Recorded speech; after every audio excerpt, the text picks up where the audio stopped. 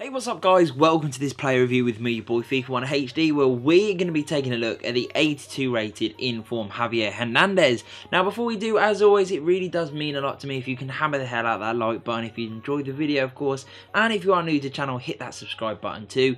And if I can help you guys out in any way at all, maybe you have questions about Hernandez, the team that I used him in, or FIFA 19 in general, then ask away in the comments as I'll be happy to answer those questions for you. So, we've had a look at the team and the formation that we used Hernandez in. Now we're going to have a look at his attribute details, and as you can see, there are some real standout areas here, but there are also some pretty poor areas too. His acceleration and sprint speed do leave a little bit to be desired. That is why I've used the hunter chemistry style on him to up those areas significantly. His shooting column out of the box is actually pretty damn good. Attack positioning there at 90 is incredible. Then you throw in the 88 finishing. This guy is very good in front of goal.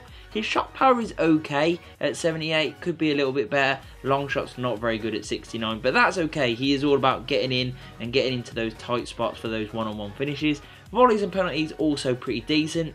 In terms of his passing column, he doesn't really have much going on. His vision is okay and his short passing is usable, but there really is nothing to brag about here at all. Crossing, free kick accuracy, long passing, even his curve are all pretty rubbish if I'm being honest.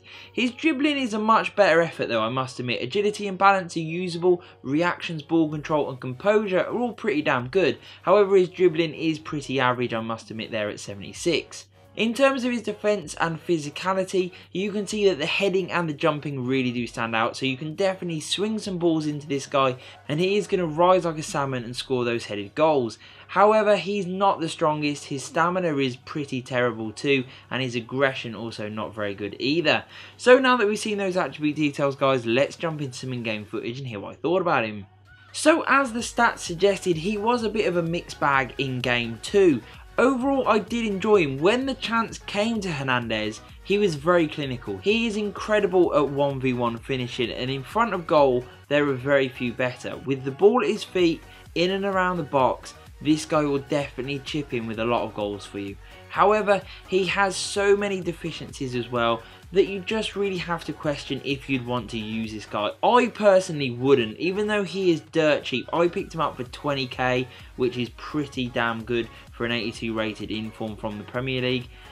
But he just isn't that usable, especially if you're playing high level divisions rivals or indeed in the weekend league.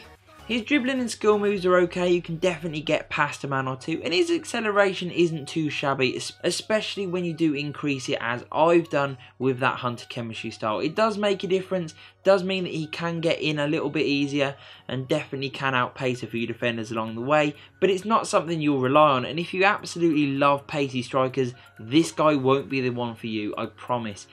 His strength is also really poor, so if there are any defenders that are half decent around him, they will have an absolute field day getting the ball off this guy, because even though his dribbling is okay and you will move through them on occasion, the amount of times that you will get tackled is unreal and you'll lose the ball time and time again because he just doesn't have that strength. He's also got that deficient stamina, which is a real shame, I must admit. I found that to be a real problem, meant that he was quite tired near the end of games, which is never a good thing. In the air, he is pretty decent. He can definitely win a few flick-ons, and he can definitely get on the end of a lot of crosses, be it from open play or from corners.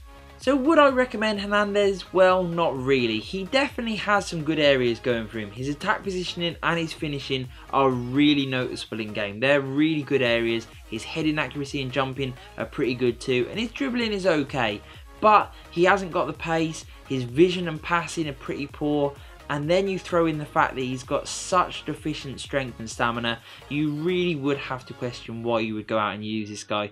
So overall, I have given him a 7 out of 10, which is probably a little bit generous, but I did take into the equation that he is incredibly cheap. So for the money, he's not a bad throwaway in form, but overall he wouldn't be making many people's first teams, and he definitely won't be making mine. So I hope you enjoyed the video guys. If you did, hit that like button, hit the subscribe, and peace.